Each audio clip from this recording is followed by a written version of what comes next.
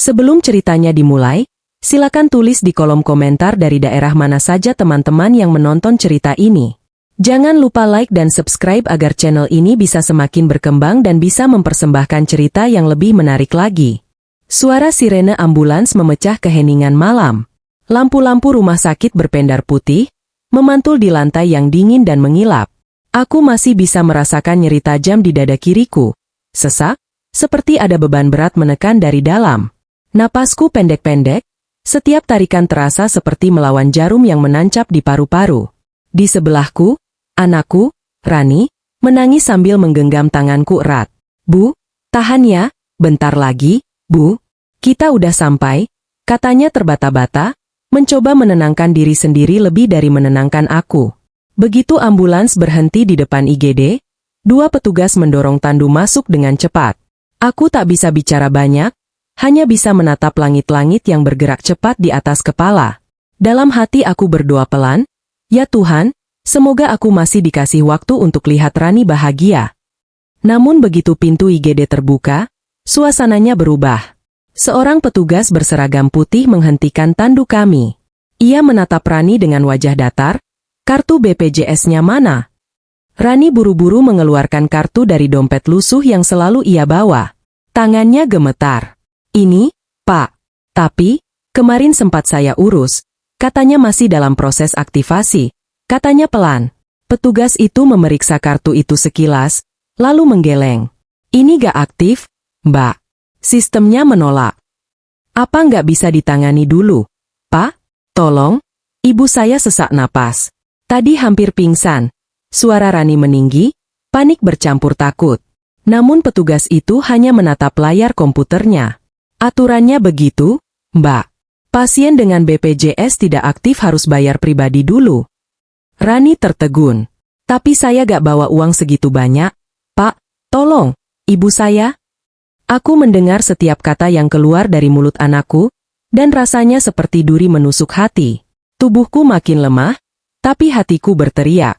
Aku ingin bilang jangan salahkan mereka, mereka hanya menjalankan aturan. Tapi suaraku tak keluar, hanya nafas yang makin berat. Petugas itu menoleh ke suster lain. "Kalau gak bisa bayar, suruh tunggu dulu di kursi. Kasih oksigen seadanya aja." Rani menatapku tak percaya. "Bu, duduk dulu ya, bentar aja," katanya, menahan tangis. Ia memapahku ke kursi tunggu di pojok ruangan. Bau obat, bau darah, dan aroma antiseptik bercampur jadi satu. Dari kursi itu, aku melihat orang-orang lain masuk dengan cepat. Beberapa pasien langsung ditangani, ada yang datang dengan mobil mewah, ada yang dikawal keluarga lengkap. Aku hanya duduk di sudut, sambil menahan dada yang nyut-nyutan, mencoba tidak pingsan. Waktu terasa berjalan lambat. Setiap menit seperti 1 jam. Aku bisa mendengar suara tangis bayi di ruangan sebelah, langkah cepat dokter, dan suara roda berangkar berderit di lantai. Tapi di antara semua itu, suara Ranilah yang paling menusuk. Lirih, memohon, mencoba menelpon seseorang untuk minta tolong. "Pak, tolong ya, ibu saya cuma butuh oksigen dan obat sebentar. Saya janji, saya bayar besok," katanya berkali-kali. Tapi tak ada yang menggubris. Aku melihat matanya yang mulai merah, wajahnya pucat, rambutnya berantakan. Rani, anakku satu-satunya, yang dulu selalu aku larang menangis waktu masih kecil, kini menangis keras di hadapan orang banyak. Tapi tak ada yang menoleh. Dunia seakan tuli terhadap penderitaan orang kecil. Di sela napas yang tersengal, aku berusaha mengangkat tanganku. "Sudah, Nak, gak apa-apa. Ibu kuat," kataku pelan, hampir tak terdengar. Tapi Rani langsung menggenggam tanganku erat-erat. "Enggak, Bu. Rani gak akan diam. Mereka harus nolong ibu." Waktu itu aku ingin tersenyum, tapi bibirku kaku. Aku ingin bilang padanya, dunia memang sering tak adil untuk orang miskin. Tapi di saat bersamaan, aku merasa tenang karena punya anak sekuat itu. Beberapa orang di ruang tunggu mulai memperhatikan kami. Ada yang berbisik, ada yang menatap iba, tapi tak satu pun yang berani bicara. Seorang ibu muda di seberang bahkan menunduk, mungkin tak tega melihatku. Namun semua diam, seolah takut melawan sistem. Rani terus berjuang. Ia mendekati meja administrasi lagi, membawa ponselnya. "Pak, saya sudah telepon kantor BPJS, katanya kartu ibu masih bisa diproses darurat," katanya penuh harap. Tapi petugas itu menjawab dingin, "Ya silakan aja proses. Tapi kami gak bisa tindakan sebelum statusnya aktif. Kalau ibu kamu kenapa-kenapa, itu di luar tanggung jawab kami." Kata-kata itu seperti tamparan keras. Rani membeku di tempat. Ia menatapku lama, lalu menunduk. Air matanya jatuh ke lantai putih rumah sakit. Aku menatap langit-langit dan mencoba menelan perih yang lebih sakit dari penyakitku. Rasa rendah diri. Malam itu, aku merasa kecil sekali. Seolah dunia menolak keberadaanku hanya karena selembar kartu plastik. Beberapa menit kemudian, rasa nyeriku makin parah. Aku menunduk, memegang dada, dan napasku mulai tak teratur. Rani menjerit panik. "Bu, tolong, Bu. Ada siapapun, tolong ibu saya." Namun suster hanya datang membawa oksigen portabel, memasangkannya sebentar tanpa banyak bicara. "Sabar ya, nanti kalau sudah diizinkan, kita rawat lebih lanjut," katanya datar. Aku ingin berteriak, tapi tenggorokanku kering. Aku hanya bisa menatap wajah Rani yang semakin putus asa. Ia terus memegangi tanganku, wajahnya merah, air matanya tak berhenti. Dalam hati aku berdoa, "Ya Allah, kalau memang waktuku sudah dekat, lindungi anakku. Jangan biarkan dia sendirian." Tapi Tuhan belum mengizinkan aku pergi. Di tengah kekacauan itu, aku mulai mendengar langkah kaki seseorang yang berbeda. Langkah itu tegas, cepat, dan berhenti tepat di depan kami. "Kenapa pasien ini belum ditangani?" Suara seorang laki-laki menggema, keras namun berwibawa. Semua kepala menoleh, termasuk Rani. Petugas administrasi tampak gugup. Kartu BPJS-nya tidak aktif, Dok. Jadi kami..." Belum sempat ia selesai bicara, dokter itu sudah berjongkok di depanku, menatap wajahku lama. Wajahnya berubah pucat, matanya melebar, dan tanpa pikir panjang ia berkata, "Segera bawa pasien ini ke ruang tindakan. Sekarang." Suasana mendadak tegang. Beberapa suster berlari menyiapkan peralatan. Rani kebingungan tapi lega. Ia menggenggam tanganku erat-erat lagi. "Bu," akhirnya, katanya sambil menangis. Aku hanya bisa menatapnya dengan mata yang mulai berat. Sebelum kesadaranku memudar, aku sempat mendengar suara dokter itu pelan bergetar, seperti bicara pada dirinya sendiri. "Ya Tuhan, ini Bu Ratna." Nama itu, namaku, keluar dari bibirnya dengan nada terkejut sekaligus hormat. Aku tak tahu siapa dia, tapi dari nada suaranya, aku tahu, sesuatu besar akan terungkap malam itu. Aku terbangun di ruang perawatan sederhana. Cahaya lampu putih menembus kelopak mataku yang berat. Napasku masih terasa sesak, tapi sudah sedikit lebih ringan dari sebelumnya. Suara monitor jantung berdetak pelan di sebelahku, menandakan aku masih diberi kesempatan hidup. Di kursi samping ranjang, Rani tertidur sambil menggenggam tanganku. Wajahnya pucat, mata sembab karena menangis terlalu lama. Rambutnya berantakan, tapi genggamannya tetap erat seolah takut aku pergi kapan saja. Aku ingin tersenyum, tapi bibirku kaku. Hanya air mata yang pelan menetes di ujung mataku. Aku berbisik lirih, "Maaf ya, Nak, Ibu bikin kamu takut lagi." Setelah beberapa jam, aku baru tahu kalau dokter yang menolongku malam itu bernama Dr. Arman, seorang dokter spesialis jantung di rumah sakit itu. Tapi anehnya, setiap kali datang memeriksa, dia selalu menatapku lama, seolah sedang mengingat sesuatu. Aku tak begitu memikirkannya waktu itu. Yang lebih aku pikirkan adalah bagaimana aku bisa bayar biaya rumah sakit ini. Karena aku tahu, BPJS-ku masih tidak aktif. Sambil menatap langit-langit kamar, pikiranku kembali pada hari-hari sebelum malam itu. Masa di mana semuanya terasa berat, tapi aku masih mencoba tersenyum. Dulu, aku bekerja di sebuah pabrik garmen kecil di pinggiran kota. Upahnya tak besar, tapi cukup untuk makan dan bayar sewa rumah sederhana. Setiap bulan, aku sisihkan sedikit untuk membayar iuran BPJS, karena aku tahu, umur orang tidak bisa ditebak. Tapi 3 bulan lalu, semuanya berubah. Pabrik tempatku bekerja mendadak tutup karena bangkrut. Aku kehilangan pekerjaan. Hari-hariku berubah menjadi perjuangan mencari cara agar dapur tetap berasap. Setiap pagi, Aku membantu tetangga menjahit pakaian atau mencuci baju mereka. Kadang aku dapat 20.000, kadang hanya sepiring nasi dan segelas teh. Aku tak malu, karena bagiku, kerja halal sekecil apapun tetap berharga. Tapi di tengah semua itu, aku sadar satu hal. Uang yang aku punya tidak cukup untuk semuanya. Aku harus memilih antara membayar iuran BPJS atau menabung sedikit untuk biaya kuliah Rani yang sebentar lagi masuk semester akhir. Dan malam itu, aku memilih menahan rasa sakit demi melihat anakku melanjutkan kuliah. Sudah, Bu. Gak usah mikirin biaya kuliah aku. Bayar BPJS aja dulu, kata Rani waktu itu. Tapi aku menggeleng pelan. Nak, ilmu itu investasi. Kalau kamu nanti sukses, itu juga buat ibu. Kartu itu bisa diurus nanti, tapi pendidikan gak bisa diulang. Rani menangis mendengarnya, tapi aku tetap tersenyum. Aku ingin dia tahu bahwa pengorbanan seorang ibu tak pernah menyesal. Sejak saat itu, aku mulai sering merasa nyeri di dada. Awalnya aku pikir cuma kelelahan atau asam lambung. Tapi makin lama, rasa sesak itu makin sering datang. Aku sembunyikan dari Rani karena tak mau dia khawatir. Kadang malam-malam, aku terbangun karena dada seperti ditindih batu besar. Tapi aku diam. Aku hanya duduk, memeluk bantal, berdoa agar masih diberi waktu sampai Rani lulus. Hari itu, tepat 3 hari sebelum aku masuk rumah sakit, aku pingsan di dapur. Rani pulang kuliah dan menemukan aku tergeletak di lantai. Ia panik, tapi aku masih sempat berkata, "Gak apa-apa, ibu cuma capek." Padahal dalam hati, aku takut. Tapi aku tahu, kalau aku ke rumah sakit dengan BPJS tak aktif, aku hanya akan jadi beban buat anakku. Malam berikutnya, rasa nyeri itu datang lagi, kali ini lebih parah. Aku ingat, jam menunjukkan pukul 10 malam.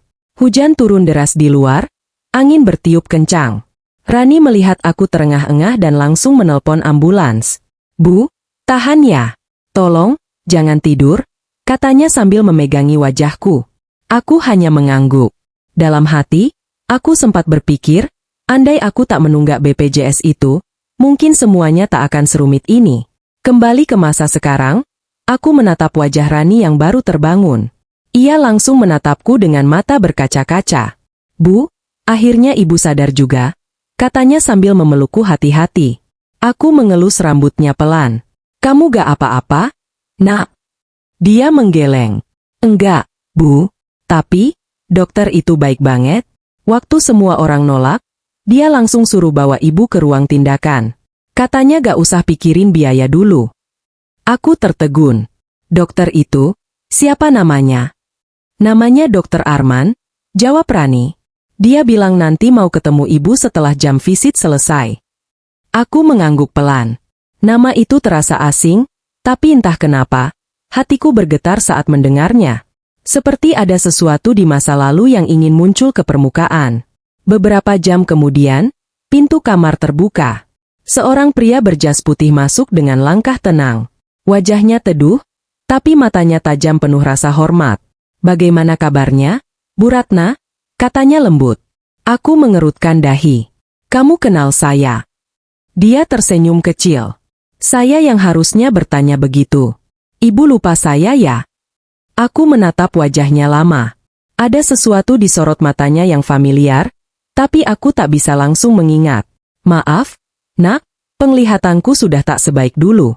"Kamu siapa?" tanyaku pelan. Dia tertawa kecil, tapi matanya berkaca. "Saya Arman, Bu. Arman kecil dari desa Lembah Sari. Dulu ibu sering kasih saya makan waktu saya belum punya apa-apa." Aku terdiam. Ingatanku langsung berputar ke masa puluhan tahun lalu. Dulu, sebelum aku merantau ke kota, aku pernah mengajar di sekolah kecil di desa. Gajinya tidak seberapa, tapi aku senang bisa bantu anak-anak belajar. Salah satu muridku waktu itu bernama Arman, anak yatim yang setiap hari berjalan kaki belasan kilometer untuk datang ke sekolah. Aku masih ingat, dia sering datang tanpa sarapan, bajunya robek, dan sepatu bolong. Setiap kali istirahat, aku selalu menyelipkan sepotong roti atau nasi bungkus untuknya. "Belajarlah sungguh-sungguh, men. Kamu harus jadi orang berhasil," kataku waktu itu. Dia hanya tersenyum malu dan mengangguk. Dan kini, Anak kecil yang dulu aku bantu makan agar tak pingsan di kelas, berdiri di hadapanku sebagai dokter spesialis yang menyelamatkan nyawaku. Air mata menetes tanpa bisa aku tahan. Rani menatapku bingung, sementara Dokter Arman duduk di kursi sebelah tempat tidur. Bu, waktu saya dengar nama ibu dari petugas, saya gak percaya. Saya pikir gak mungkin. Tapi begitu lihat wajah ibu, saya langsung tahu. Ibu Ratna yang selalu ngasih saya roti waktu saya kelaparan. Aku terisak. Nak, kamu sudah jadi dokter. Dia mengangguk pelan. Dan malam ini, giliran saya yang nolong ibu. Rani langsung menunduk menangis. Tangannya memegang bahuku. Bu, jadi dokter itu dulu murid ibu? Aku mengangguk, sambil tersenyum di antara air mata. Iya, nak, dunia ini benar-benar berputar. Dokter Arman menatapku serius. Mulai sekarang, ibu gak usah khawatir soal biaya. Semua perawatan saya tanggung. Saya sudah urus administrasinya. Ibu istirahat saja. Aku ingin menolak, tapi suaraku bergetar. Nak, jangan begitu. Kamu sudah banyak bantu. Dia tersenyum lembut. Ibu udah bantu saya jauh lebih besar dari ini. Rani menangis di sampingku, menunduk sambil berulang kali mengucap terima kasih. Dan aku hanya bisa menatap langit-langit kamar, sambil berbisik pelan. Ya Allah, ternyata kebaikan kecil yang dulu aku anggap sepele, kini jadi penyelamat di saat aku terpuruk. Malam itu menjadi malam yang tak akan pernah aku lupakan seumur hidup. Setelah sadar sepenuhnya, aku mulai mengingat setiap detik kejadian di IGD. Kata-kata kasar, tatapan sinis, dan penolakan yang membuatku hampir kehilangan nyawa. Tapi yang lebih aku ingat bukan itu, melainkan bagaimana Tuhan membalikkan keadaan dengan cara yang tak terduga. Pagi itu, sinar matahari menembus jendela ruang rawatku. Rani duduk di tepi ranjang sambil menyuapiku bubur. Wajahnya masih lelah, tapi kali ini matanya tenang. Tidak ada lagi tangis, tidak ada lagi panik. Hanya rasa syukur yang terpancar dari tatapannya. Bu, Dokter Arman tadi datang pagi-pagi. Katanya mau urus semua administrasi ibu. Kata Rani sambil tersenyum. Aku menatapnya ragu. Tapi nak, ibu gak enak, masa semua biaya dibebanin ke dia? Rani menggenggam tanganku pelan. Dokter Arman bilang, ini waktunya dia membalas kebaikan ibu yang dulu. Katanya, kalau gak ada ibu, dia mungkin gak bakal jadi dokter. Aku terdiam lama. Di dadaku terasa hangat, bukan karena udara kamar yang dingin, tapi karena rasa haru yang tak bisa kujelaskan. Aku memandang keluar jendela dan berbisik pelan, ternyata Tuhan itu benar-benar tahu kapan waktu yang tepat untuk menolong. Beberapa jam kemudian, pintu kamar terbuka. Dokter Arman masuk dengan senyum hangat. Ia membawa berkas di tangannya dan duduk di kursi dekat ranjangku. Bagaimana kabarnya hari ini, Bu? Tanyanya lembut. Sudah jauh lebih baik, nak. Terima kasih ya. Suaraku pelan tapi penuh rasa tulus. Dia menggeleng. Jangan terima kasih ke saya, Bu. Justru saya yang harus berterima kasih. Kalau bukan karena ibu, mungkin saya gak akan sampai di sini. Aku menatapnya lama.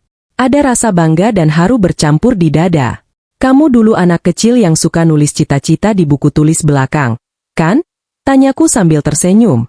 Ia tertawa kecil. Iya, Bu. Ibu masih ingat aja? Dulu saya nulis, aku mau jadi dokter biar bisa nolong orang miskin seperti Ibu Ratna. Dan ternyata hari ini, kalimat itu benar-benar terjadi. Air mataku menetes. Aku tak sanggup berkata apa-apa. Dulu, lanjutnya pelan, saya sering makan roti pemberian ibu di jam istirahat. Ibu mungkin lupa, tapi roti itu selalu jadi penyelamat buat saya. Kadang cuma itu makanan saya seharian. Sejak itu saya janji, kalau nanti sukses, saya akan bantu siapapun yang pernah bantu saya. Dan malam itu, Tuhan kasih saya kesempatan buat tepati janji itu. Seketika suasana kamar hening. Bahkan Rani yang dari tadi diam ikut menunduk. Matanya berkaca-kaca. Aku menatap Arman sambil tersenyum. Nak, ibu gak minta balasan apa-apa. Dulu ibu bantu kamu karena ibu tahu rasanya lapar. Rasanya gak punya. Kalau sekarang kamu nolong ibu, itu bukan hutang yang dibayar. Itu doa yang dikabulkan. Ia menunduk dalam, menahan air mata. Saya tahu, Bu. Tapi biarkan saya bantu sampai Ibu sembuh. Ini bukan tentang balas budi, tapi tentang rasa hormat saya ke Ibu. Aku hanya bisa mengangguk pelan. Kata-katanya seperti obat bagi luka yang tak terlihat. Luka dari rasa rendah diri yang sempat menghantuiku setelah ditolak malam itu. Beberapa hari berlalu. Kondisiku semakin membaik. Namun selama dirawat, aku sering mendengar bisik-bisik dari para perawat. Itu pasien yang ditolak waktu di IGD. Ya. Iya, tapi ternyata dia guru dari Dr. Arman. Loh? Serius? Pantas aja dokter sampai marah besar waktu tahu dia gak ditangani. Beberapa suster bahkan datang diam-diam hanya untuk minta maaf. Salah satu dari mereka, seorang perempuan muda yang dulu bersuara dingin di IGD, datang sambil menunduk. Maafkan saya, Bu. Waktu itu saya cuma ikut peraturan. Tapi setelah tahu siapa Ibu, saya nyesel banget. Aku tersenyum lembut. Gak apa-apa, Nak. Ibu paham. Kadang kita terlalu sibuk nurutin aturan, sampai lupa sama rasa manusia. Suster itu menangis. Saya janji, Bu. Mulai sekarang, saya gak akan pernah menolak orang yang butuh pertolongan, apapun alasannya. Kata-kata itu membuat hatiku bergetar. Bukan karena bangga, tapi karena aku tahu, kadang Tuhan mengizinkan kita dipermalukan, bukan untuk menjatuhkan, tapi untuk membuka mata orang lain lewat kita. Sore harinya, Dr. Arman datang lagi. Kali ini ia tidak sendiri, tapi bersama direktur rumah sakit. Seorang pria parubaya yang berwibawa, dengan jas hitam dan wajah serius. Selamat sore, Bu Ratna, katanya sopan. Saya sudah dengar semua dari Dr. Arman. Atas nama rumah sakit, saya pribadi mohon maaf atas perlakuan yang Ibu terima di IGD. Kami akan mengambil tindakan tegas terhadap petugas yang menolak pasien dalam kondisi darurat. Aku tertegun. Tak menyangka permintaan maaf itu datang langsung dari seorang direktur. Pak, saya sudah dimaafkan mereka semua. Gak usah dipermasalahkan lagi. Saya yakin mereka cuma menjalankan tugas. Jawabku dengan suara tenang. Direktur itu tersenyum kecil. Ibu memang luar biasa. Rumah sakit ini butuh banyak orang seperti Ibu untuk mengingatkan kami bahwa kemanusiaan lebih penting dari administrasi. Rani menunduk, menangis lagi. Tapi kali ini air matanya bukan karena sedih, melainkan karena bangga. Ia memelukku erat sambil berkata, Bu, aku bangga punya ibu sebaik Ibu. Beberapa hari kemudian, aku diperbolehkan pulang. Tapi sebelum keluar dari rumah sakit, sesuatu yang tak terduga terjadi. Dr. Arman mengajakku ke halaman belakang rumah sakit, tempat taman kecil dengan bangku kayu dan kolam ikan.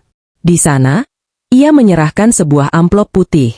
Ini, Bu, saya tahu Ibu pasti masih khawatir soal biaya hidup ke depan. Saya sudah bicara dengan pihak yayasan, dan mereka setuju membantu Ibu dan Rani untuk sementara waktu. Jangan tolak, ya, Bu. Anggap ini hadiah kecil dari murid lama. Aku menatap amplop itu lama, lalu menggeleng pelan. Nak, Ibu udah dapat yang lebih berharga dari uang. Dia menatap heran. Ibu dapat kesempatan melihat sendiri bahwa kebaikan gak pernah sia-sia. Kataku pelan sambil menepuk tangannya. Itu cukup buat Ibu. Ia tersenyum lebar. Ibu memang gak pernah berubah. Tetap sederhana, tetap tulus.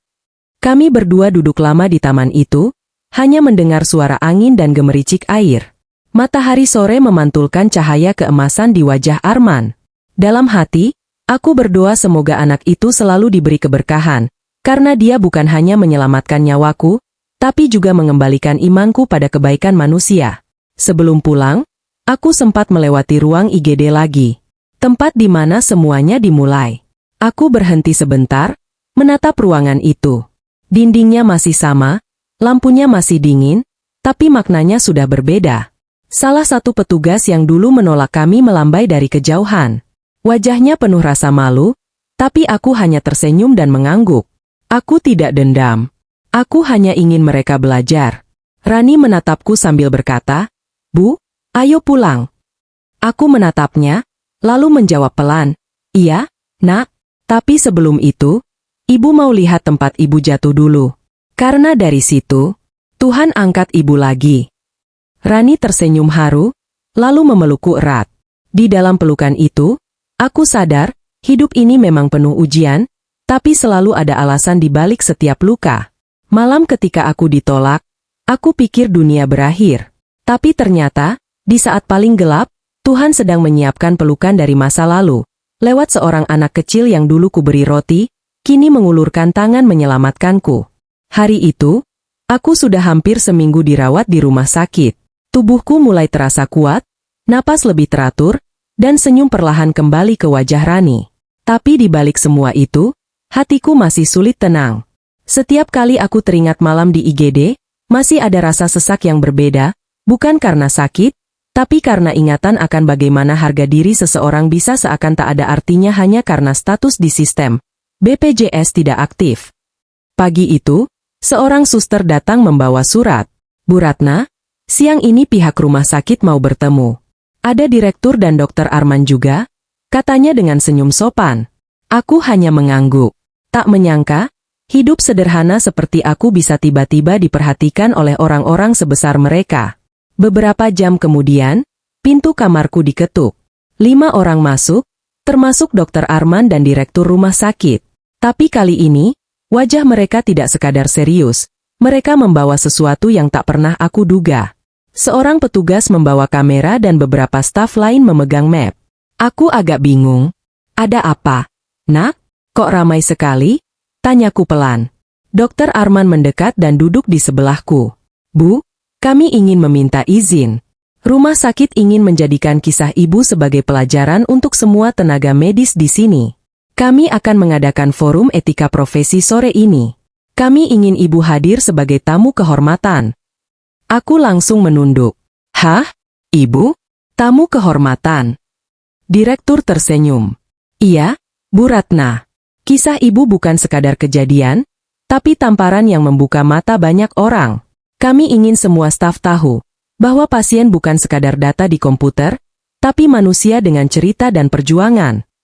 Aku terdiam. Ada rasa haru yang tak bisa aku bendung. Rani menatapku dengan mata berkaca-kaca, lalu menggenggam tanganku. Bu, ikut aja ya. Biar semua orang tahu apa artinya jadi manusia yang punya hati. Sore itu, aku duduk di depan ruangan besar tempat pertemuan diadakan. Ruangan itu biasanya dipakai untuk pelatihan dokter dan suster. Tapi kali ini, suasananya berbeda. Semua duduk tertunduk, wajah mereka penuh rasa bersalah. Aku duduk di kursi paling depan bersama Rani. Di sebelahku ada dokter Arman dan direktur rumah sakit. Di depan, layar besar menampilkan tulisan, Etika dan Kemanusiaan, belajar dari kisah Ibu Ratna. Direktur berdiri dan membuka acara. Teman-teman, hari ini kita tidak sedang menilai siapa yang salah, tapi belajar tentang bagaimana menjadi manusia sebelum menjadi profesional. Suara langkah kecil terdengar. Beberapa petugas IGD yang dulu menolak aku berdiri di sudut ruangan. Wajah mereka pucat, matanya basah. Aku tahu mereka pasti merasa malu, tapi aku tidak ingin ada kebencian di dalam forum itu. Direktur kemudian mempersilakan aku bicara. Aku menatap ratusan pasang mata yang tertuju padaku. Sebagian menunduk, sebagian menatap penuh penyesalan. Tanganku gemetar, tapi aku mencoba tenang. Assalamualaikum, ucapku pelan. Ruangan sunyi, hanya suara nafasku yang terdengar. Saya, Ibu Ratna. Mungkin sebagian dari kalian sudah tahu cerita saya.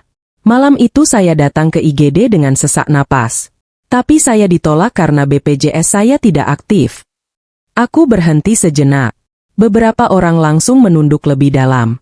Saya tidak marah. Saya paham kalian menjalankan tugas. Tapi malam itu, saya merasa dunia berhenti. Rasanya seperti bukan manusia lagi. Di kursi tunggu itu, saya sadar betapa kecilnya arti hidup kalau hanya diukur dari status di layar komputer. Suara isak mulai terdengar dari beberapa sudut ruangan. Aku melanjutkan, saya dulu guru di desa kecil. Saya mengajar tanpa gaji tetap. Saya cuma ingin anak-anak punya masa depan. Dan malam itu, Tuhan kirim salah satu dari mereka ke saya, Dokter Arman. Semua kepala menoleh ke arah Arman. Ia menunduk, menahan air mata. Saya hampir meninggal malam itu. Tapi berkat murid saya yang dulu kelaparan, saya masih hidup. Itulah kenapa saya percaya, kebaikan sekecil apapun, akan kembali di waktu yang paling tak terduga. Aku berhenti, mencoba menahan tangis. Tapi air mata tetap jatuh di pipiku. Yang saya ingin sampaikan cuma satu. Tolong, jangan biarkan sistem membuat kalian lupa bahwa pasien itu manusia. Kadang mereka datang bukan karena malas bayar, tapi karena tak mampu. Dan mereka datang bukan minta dikasihani, tapi minta diselamatkan. Ruangan seketika hening. Tidak ada suara apapun selain tangisan pelan dari beberapa suster. Direktur menunduk dalam. Terima kasih, Bu Ratna. Kata-kata ibu hari ini akan kami ingat selamanya.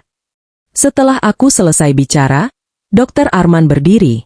Tapi kali ini bukan sebagai dokter, melainkan sebagai murid yang penuh rasa hormat. Izinkan saya bicara sedikit, katanya dengan suara bergetar. Ia menatap semua orang. Ibu Ratna ini bukan hanya penyelamat saya waktu kecil, tapi juga guru hidup saya hari ini. Malam itu, saya marah ketika tahu beliau ditolak. Karena dulu, waktu saya kecil dan kelaparan, beliau tidak pernah menolak saya. Padahal ibu sendiri hidup pas-pasan. Ia menarik napas panjang. Saya ingin semua orang di ruangan ini tahu, kita tidak akan jadi siapapun kalau tidak ada orang seperti beliau. Ibu Ratna mungkin tidak punya jabatan, tidak punya harta, tapi beliau punya sesuatu yang jauh lebih berharga, hati. Tepuk tangan tak terdengar. Yang terdengar hanya isak tangis. Beberapa perawat menutup wajah dengan tangan. Ada yang maju mendekat, menyalami aku sambil berkata lirih, "Maafkan kami, Bu. Kami salah." Aku menggenggam tangan mereka satu persatu. "Kalian gak salah, Nak. Kadang Tuhan menegur dengan cara yang kita gak suka. Tapi kalau kalian berubah setelah ini, berarti Tuhan berhasil." Beberapa hari kemudian, aku pulang dari rumah sakit. Tapi sebelum keluar, Dr. Arman memintaku berhenti sebentar di depan pintu IGD. "Bu, lihat itu," katanya sambil menunjuk papan baru di dinding dekat meja administrasi. Tulisan besar terpampang di sana. Tidak ada pasien yang akan ditolak karena alasan apapun. Kemanusiaan di atas segalanya. Di bawahnya tertulis, terinspirasi dari kisah Ibu Ratna. Aku menatap tulisan itu lama, lalu menatap Arman. "Nak, kamu benar-benar luar biasa." Dia menggeleng. "Bukan saya, Bu. Ibu yang luar biasa. Ibu yang ajarkan saya jadi manusia." Rani tak kuasa menahan tangis. Ia memelukku erat. "Bu, lihat, semua orang sekarang tahu perjuangan ibu." Aku mengusap kepalanya. "Nak, ibu gak pernah ingin terkenal. Ibu cuma ingin dunia ini sedikit lebih lembut." Hari terakhir di rumah sakit itu jadi hari paling emosional. Semua perawat dan dokter datang ke kamar untuk mengantar kepulanganku. Mereka membawa bunga, buah, dan surat kecil bertuliskan, "Terima kasih sudah mengingatkan kami untuk jadi manusia." Salah satu dokter muda mendekat dan berkata, "Bu, sejak kejadian itu, banyak pasien terbantu. Bahkan beberapa yang datang tanpa BPJS langsung ditangani dulu. Rumah sakit ini berubah, Bu, karena ibu." Aku tak bisa menahan air mata. Kadang, tanpa kita sadari, penderitaan yang kita alami bukan untuk menghancurkan, tapi untuk mengubah dunia kecil di sekitar kita. Aku menatap ke langit-langit dan berbisik, "Terima kasih, Tuhan." Ternyata rasa sakit malam itu, bukan hukuman, tapi cara MU menanam kebaikan.